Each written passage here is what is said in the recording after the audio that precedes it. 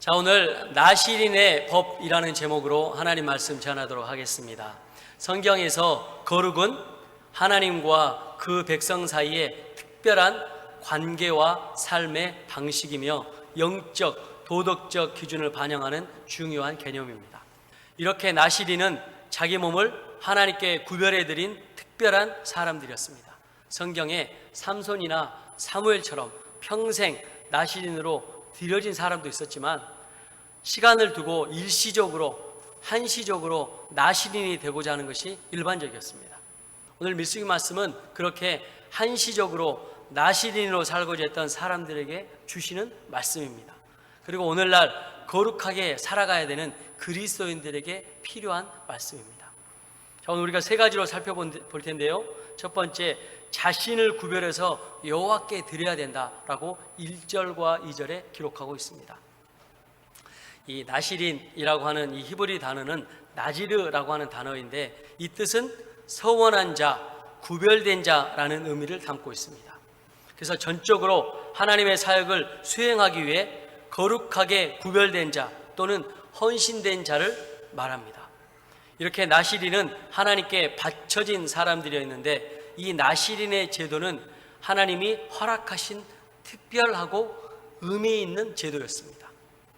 어떤 학자는 나실인은 거룩함에 있어서 제사장보다 더 거룩한 존재이고 일반인들도 이 나실인의 이 제도를 통해서 제사장보다 더 하나님께 기꺼이 나아갈 수 있는 기회를 얻었다라고 표현하기도 합니다. 자, 물론 모든 하나님의 백성은 이미 하나님의 소유였지만 자원하는 마음으로 드리는 서원을 통해서 나실인이 될 수 있었고 또 자신을 구별해서 하나님께 드림으로 자신이 하나님의 소유되었음을 공동체 앞에서 고백할 수 있었습니다. 심지어 고대 사회에서는 여성의 지위가 높지 않았는데 여성으로 헌신하면 나실인으로 하나님의 일을 감당할 수 있다라고 2절에 기록하고 있습니다. 성경에서 이 나실, 특별히 거룩에 대한 이 개념은 여러 번 나오고 있습니다. 이 거룩이라는 단어 히브리어 카도시는 또 헬라어로는 하기오스로 번역이 됩니다.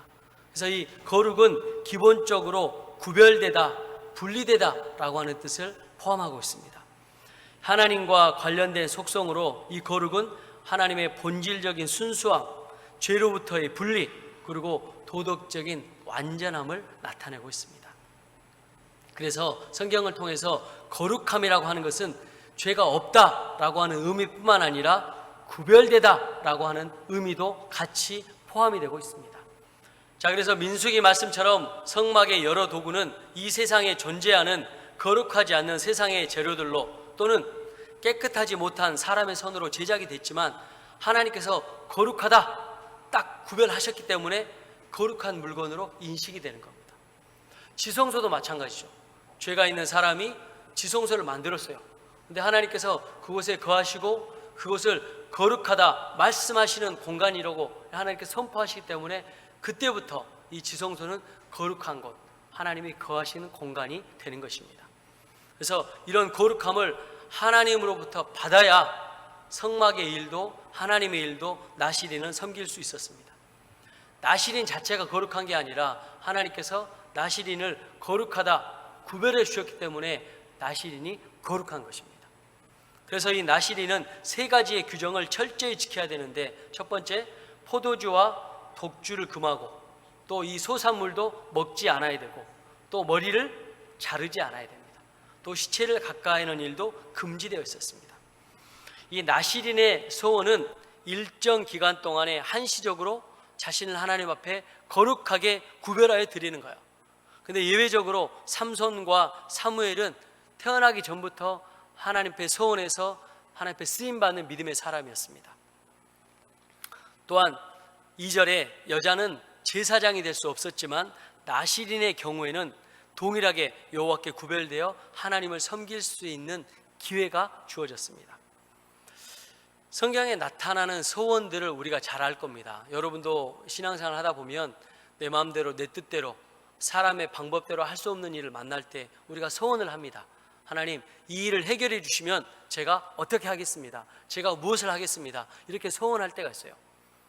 근데 여기에 나오는 소원은 목적을 이루면 갚겠다는 소원하고는 좀 다릅니다. 나를 하나님 앞에 거룩하게 드리겠습니다 라고 하는 소원입니다. 그래서 오늘 말씀을 통해서 이 나실인의 규정을 구체적으로 살펴보겠습니다. 일정 기간 동안 한시적으로 하나님 앞에 헌신하고자 하는 사람은 세 가지의 규정을 지켜야 되는데, 첫 번째, 포도나무의 소산을 먹지 않는 것입니다. 나실인으로 헌신하는 사람들은 여호와께 구별되었습니다. 그리고 포도주와 독주로 구별이 되었습니다. 먹지 않아야 됩니다. 그리고 포도나무의 모든 소산물을 먹지 말아야 된다라고 기록합니다. 원래 포도주와 독주가 사람의 판단을 흐리게 해서 이 노아도 이 포도주를 먹고 실수를 했잖아요. 그래서 술을 먹지 않는 건 이해가 됩니다. 그런데 포도나무의 소산물까지 먹지 않는 건 좀 이해가 되지 않죠. 성경의 포도나무는 풍성함을 의미합니다. 그런데 나실인에게 포도나무의 소산물까지 먹지 말라고 하는 것은 제사장의 거룩함을 넘어서 거의 대제사장과 같은 그런 거룩함을 유지해야 된다라고 하나님께서 말씀하시는 거죠. 이만큼 나실인의 거룩함을 하나님께서 정확하게 또 좀 더 심도 있게 거룩함을 보겠다라는 것입니다. 자, 두 번째는 5절에 나오는 머리털을 자르지 않는 것입니다. 삭도를 대지 않는 것이죠. 그래서 헌신된 나실인은 자기의 몸을 구별하는 날 동안에 절대로 머리에 삭도, 칼을 대지 말아야 합니다. 그래서 나실인은 외모로 봤을 때 길게 기른 머리에 의해서 일반 사람과 제사장과 구별이 되었습니다. 나실인의 긴 머리를 공희라고 부릅니다. 이 뜻은 거룩한 나실이라는 뜻이에요. 그래서 외형적으로, 외모적으로 구별하는 거죠. 아, 저 사람은 나실인이구나. 그래서 이 거룩한 외모로 자신도 보호하고 다른 사람으로부터 이 나실인을 보호하는 것입니다. 또한 대제사장도 이렇게 머리에 쓰는 관에 여호와께 성결이라는 글씨가 써져 있습니다. 이것도 본인을 거룩함으로 구별하는 외적인 상징입니다. 이처럼 하나님께서 나실인은 대제사장과 같은 거룩함을 요구하셨습니다. 자, 세 번째는 시체와 접촉하는 걸 금지하는 걸 말합니다. 나실인은 사람이나 동물의 죽은 시체를 접촉하면 안 됩니다. 그래서 부모나 형제, 가족이 죽었을 때에도 그들의 죽음을 가까이 함으로써 자기의 몸을 더럽히면 안 된다는 규정이 있습니다. 이것은 내가 거룩하게 구별되어 있는데 하나님께 드리는 표가 내 머리에 있는데 이 부정함과 접촉하면 죄인이 된다는 것이죠. 또 술과 포도주의 금지에 의해서 시체를 접촉하는 일도 제사장을 넘어 대제사장의 수준의 거룩함을 보여주고 있는 것입니다. 심지어 사랑하는 가족의 장례에도 참여할 수 없었어요. 그러니까 나실인처럼 예수님을 믿는 우리의 거룩함 역시 우리의 온전함과 선함이 아니라 하나님께서 주권적인 구별함으로 구별할 때 우리가 거룩해지는 거예요. 쉽게 말하면 거룩함은 우리에게 있는 것이 아니라 하나님으로부터 오는 것입니다. 그래서 하나님께서 우리 안에 거하시기 때문에 우리를 뭐라고 부릅니까? 성도라고 부릅니다. 거룩한 무리라고 부르는 것이죠. 그래서 우리가 살아가야 되는 거룩한 삶은 성도가 되기 위한 조건이 아니에요. 성도가 된 후에 마땅히 살아가야 될 믿음의 태도인 것입니다. 그래서 이것이 바로 복음의 은혜이죠. 전적인 하나님의 은혜로 우리가 거룩한 성도가 됐으니까 이제 우리는 거룩하게 살아가야 되는 것이죠. 세상과 구별된 거룩함을 살아가야 되는데 이것이 바로 거룩의 능력이죠. 세상 사람과 다른 능력이 저와 여러분에게 있다는 거예요. 우리가 거룩할 때만 하나님과 의사소통할 수 있는 기회가 주어집니다. 하나님은 거룩한 분이세요. 하나님은 죄가 있는 사람과 함께 할 수 없어요. 그래서 우리가 예수 믿었지만 우리 안에 죄가 있으면 하나님께서 우리에게 말씀하지 않으세요. 우리가 어떻게 해야 됩니까? 회개해야 됩니다. 예수님의 십자가를 붙잡고 회개해야 거룩함이 회복돼서 하나님께서 우리와 함께 동행하시는 것입니다. 오늘날 신약의 시대를 살고 있는 우리가 나실인으로 살아가야 될 이유가 바로 여기에 있는 것입니다. 우리가 거룩해야 하나님께서 우리와 함께 하시고 동행하시는 것입니다. 그러면 세상 사람들이 그리스도인들을 함부로 대할 수 없게 되는 것입니다. 거룩하게 구별되어 하나님 뜻대로 살게 되면 세상 사람들도 우리를 인정하고 존경하고 복음을 받아들이게 되는 것입니다. 자, 이제 이렇게 거룩하게 살아가는 나시린이 이 세 가지의 규정을 어기게 돼서 부정하게 되면 어떻게 된가? 오늘 우리가 다 읽지는 않았지만 9절부터 12절이 본의 아니게 이 규정을 어겼을 때 다시 정결하게 되는 방법을 하나님께서 가르쳐주고 있습니다. 나시린으로 헌신하기로 서운한 기간 중에 피치 못할 사정으로 몸을 더럽히는 일이 발생할 수 있어요. 그래서 부모님께서 소천하셨어요. 돌아가셨어요. 그럼 어떻게 합니까? 장례를 모셔야 되잖아요. 그럴 때는 어쩔 수 없이 이 나시린의 규정을 파기하는 거예요. 그리고 이제 다시 이 유효 기간을, 이 나시린을 지켰던 그 기간이 무효가 되고 다시 소원함으로 기다려야 돼요. 근데 그냥 기다리는 게 아니라 세 종류의 제사를 드리는 것입니다. 번제와 속제와 속건제를 드리는 겁니다.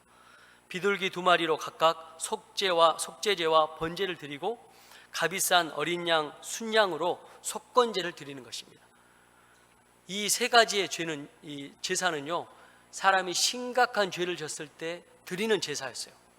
그러니까 나시린도 하나님 앞에 거룩하게 살아가야 되는데 그렇게 살지 못하니까 심각한 죄로 받아들이고 하나님 앞에 거룩한 회개의 제사를 드리는 겁니다.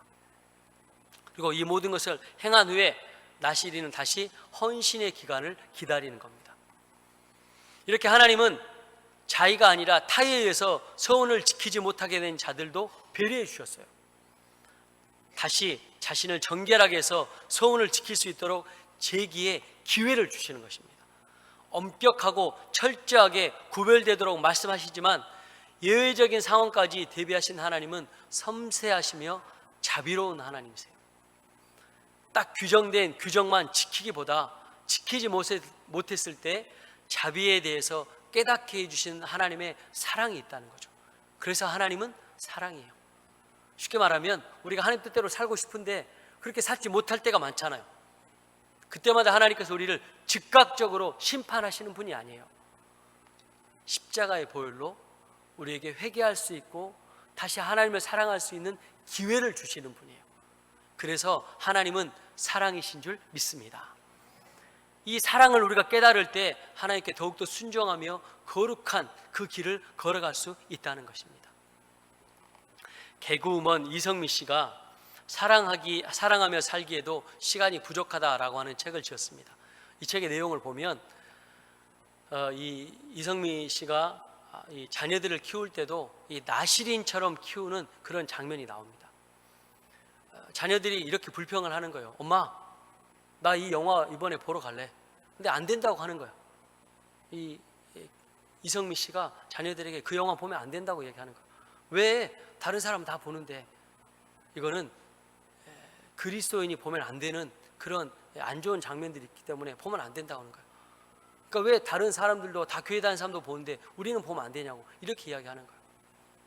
근데 우리가 특별히 이런 영화들이 있어요. 기생충과 같은 영화들 보고 이렇게 영적으로 안 좋아서 저에게 안수기도 받았던 분들이 계세요. 그러니까 이 칸 영화제 같이 작품성을 인정받는 영화는 우리가 생각하는 상식을 좀 뛰어넘어야 돼요. 그러면 이 거룩함의 문제도 상식을 뛰어넘어야 되고 또 이 무서움의 공포도 상식을 뛰어넘어야 돼요. 그죠? 이 오징어 게임이라고 하는 영화 저는 아직 보지 않았는데 막 사람을 총으로 죽이잖아요. 그죠? 그 인형에서 막 총알이 나가고 막 그러지 않아요? 제가 정확하게 모르겠습니다. 사람 죽이는 영화예요. 근데 그게 전 세계에 흥행이 되는 영화예요. 그런데 웰컴 투 동막골처럼 이렇게 전원일기 같은 그런 영화가 세계 베스트셀러처럼 이렇게 막 그렇게 흥행하는 영화는 별로 없는 거예요. 그러니까 거룩하게 구별해서 자녀를 키우고 싶은 마음이 이 이성미 씨에게도 있었던 거예요. 그래서 다른 사람이 다 봐도 그렇게 너희는 거룩하게 구별돼서 하나님께서 원하시는 믿음의 길, 거룩함으로 구별되어 자랐으면 좋겠다 이렇게 이야기하니까 자녀들이 참 나시린으로 살기도 어렵다 이렇게 표현하는 장면을 제가 봤습니다. 자, 우리가 이 거룩함을 유지하기 위해서 현실에서 부딪힌 일들이 참 많아요. 그런데요, 보세요. 하얀 것과 하얗게 생긴 건 달라요. 그죠? 좀 어렵나요? 여러분, 하얀색과 이 희끄무리한 색은 완전히 달라요. 그죠? 예수님 믿는 것과 믿는 척 하는 건 완전히 다른 거예요. 제가 청년들에게도 늘 이야기하지만 이 성적인 순결을 지키고 거룩함으로 살아가야 되고 세상과 타협하지 말아야 된다, 이런 이야기를 하면 어느 순간 고리타분한 목회자가 되는 거예요. 세상이 그렇게 악해져 버렸어요. 또 거짓말하지 않고 또 정직하게 직장생활 해라, 사업을 해라, 그러면 고리타분한 목회자가 되는 거예요. 근데 성경은요, 분명하게 우리에게 이야기합니다. 거룩함을 유지하라. 내가 거룩하니 너희도 거룩하라라고 분명하게 이야기합니다. 오늘날 그리스도인들이 세상 사람들에게 조롱을 받고 질타를 받는 이유가 바로 여기에 있는 것입니다. 거룩함을 상실할 때, 구별함으로 세상과 거룩하게 구별되지 않을 때 우리는 세상 사람들의 조롱과 질타의 대상이 되는 것입니다. 부모로서, 그리스도인으로서 다음 세대에게 믿음의 유산을 거룩함으로 물려주는 것입니다. 오늘 나실인에 대한 규정을 하나하나 살펴보면 거룩하신 하나님과 죄인인 우리의 간격이 얼마나 큰지 알 수 있어요. 그리스도인인 예수 그리스도, 저와 여러분도 그리스도인으로 예수 그리스도로 피로 씻기고 구별된 나실인과 같은 사람들이에요. 거룩하게 구별된 사람들답게 우리 스스로 더욱 깨끗이 하여 하나님과 깊고 친밀한 교제를 나누며 날마다 동행해야 됩니다. 하나님 우리 쓰실 때 어떻게 쓰십니까? 금그릇, 은그릇 쓰시는 게 아니에요. 금수저, 은수저 쓰시는 게 아니라 흙수저지만 깨끗한 사람, 깨끗한 그릇을 쓰시는 것입니다. 나실인은 특정한 기간 동안에 전적으로 여호와께 헌신했던 일반 이스라엘 평민이었습니다. 이들에게는 한시적이었지만 대제사장과 같은 거룩함이 요구되었습니다. 나실인은 포도주와 독주, 포도나무, 소산물, 머리에 삭도를 대지 않고 시체를 가까이지 않은 절제하는 삶을 하나님께 전적으로 헌신하는 삶으로 드렸다는 것입니다. 자, 이스라엘 백성들은 제사장 나라와 거룩한 백성으로 부름을 받았습니다. 그리고 방금 말씀드렸듯이 평민도, 심지어 이 당시의 고대 사회의 여자분들도 제사장으로 섬길 수 있는 기회가 주어졌어요. 그래서 이렇게 쓰임 받으려면 거룩하게 하나님 앞에 쓰임 받는 것입니다. 이 규정을 어겼을 때 복잡한 과정에 제사 제도를 통해서 다시금 성원할 수 있는 기회를 또 기간을 준비하는 것입니다. 이 말은 오늘날 우리가 살고 있는 그리스도인으로서도 도전을 받는 말씀입니다. 우리가 하나님의 자녀로 그리스도인으로 살고 있는데 얼마나 구별되어 거룩하게 살고 있습니까?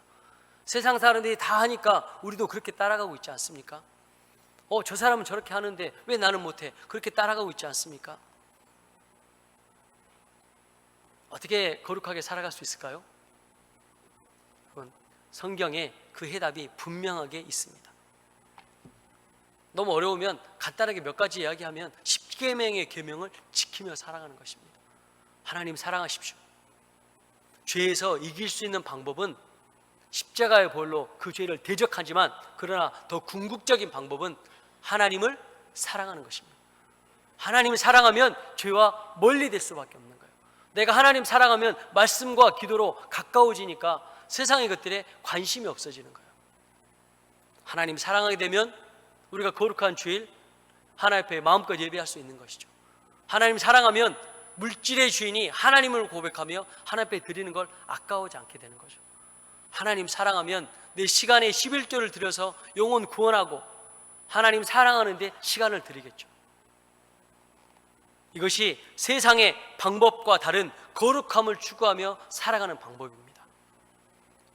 그런데 이렇게 살다가 우리가 그렇게 살지 못해서 죄를 지을 때 하나님 우리를 단번에 심판하지 않으시고 사랑의 손길로 성령의 음성으로 우리에게 다시 나에게로 돌아오라고 하나님 우리에게 말씀하시는 거예요.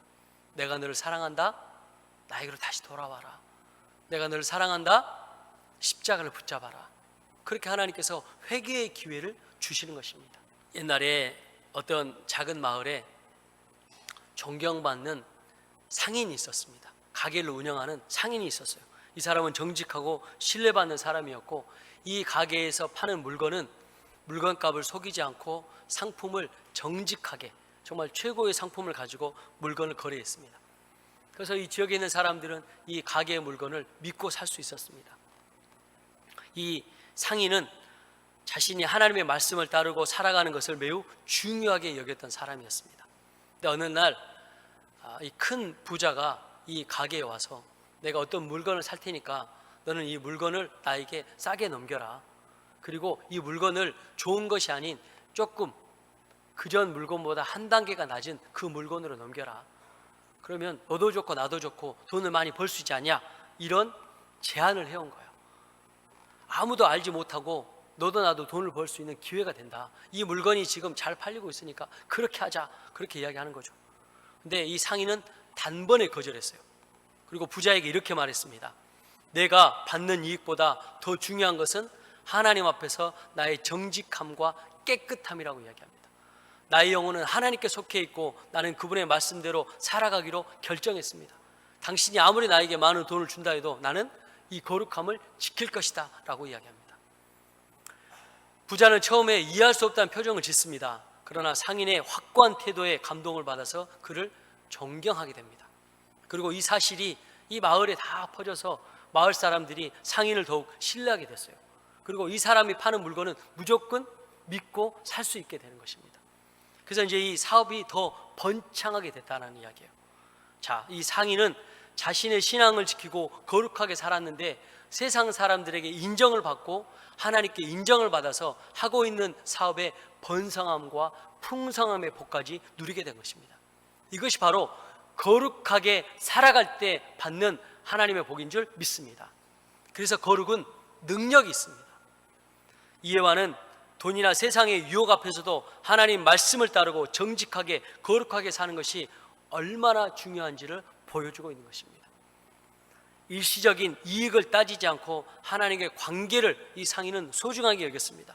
그러자 하나님과의 관계에서도 풍성함을 누렸고 세상의 이 물질에서도 풍성함을 누리는 하나님의 축복이 주어진 것입니다.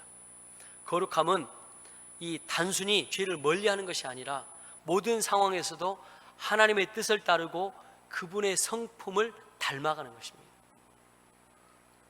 우리 사랑하는 요성결 가족 여러분, 이 여기 나오는 상인처럼 나시린처럼 하나님 앞에 거룩하게 살아가길 주님의 이름으로 축복합니다. 세상이 더 타락하고 악해졌어요. 더 음란해졌습니다. 더 불순종한 세대입니다. 우리의 다음 세대는 하나님을 사랑하기보다는 하나님을 대적하는 세대로 태어났어요. 그래서 우리가 먼저 순종함으로 거룩함으로 이 유산을 다음 세대에게 물려주는 것입니다. 경건의 모양만 있고 능력이 없이 살면 어떻게 됩니까? 예수님은 분명히 이야기합니다. 소금이 그 맛을 잃으면 밖에 던져져서 사람의 발에 밟힌다라고 했습니다. 우리가 그리스도인으로 하나님의 자녀로 거룩함을 놓치고 살아가면 경건의 모양은 있지만 능력이 없어서 세상 사람들에게 조롱거리가 될 것입니다. 거기에는 복음의 능력을 또 복음의 전파함을 나타낼 수도 없게 되는 것입니다. 모든 거룩함의 능력은 하나님께 있는 줄 믿습니다. 거룩함도 하나님께로부터 옵니다. 하나님께서 우리를 거룩하시다 말씀하시면 그때부터 우리는 거룩한 존재 하나님의 자녀로 살아가게 되는 것입니다. 혹시 살다가 내가 원치 않게 또 내가 알고도 이렇게 죄를 지었을 때 그때는 망설이지 마시고 머뭇거리지 마시고 예수님께로 바로 나오십시오. 예수님의 십자가를 의지하며 바로 회개하십시오. 하나님께서 우리를 용서하시고 다시 하나님의 자녀로 세우실 줄 믿습니다. 우리 안에 거룩함이 회복될 때 이 거룩함으로 말미암아 하나님께서 특별한 은혜와 부흥의 복으로 세우실 줄 믿습니다. 그 은혜가 우리 사랑하는 요성결 가족 가운데 함께 하시길 주님의 이름으로 축원합니다.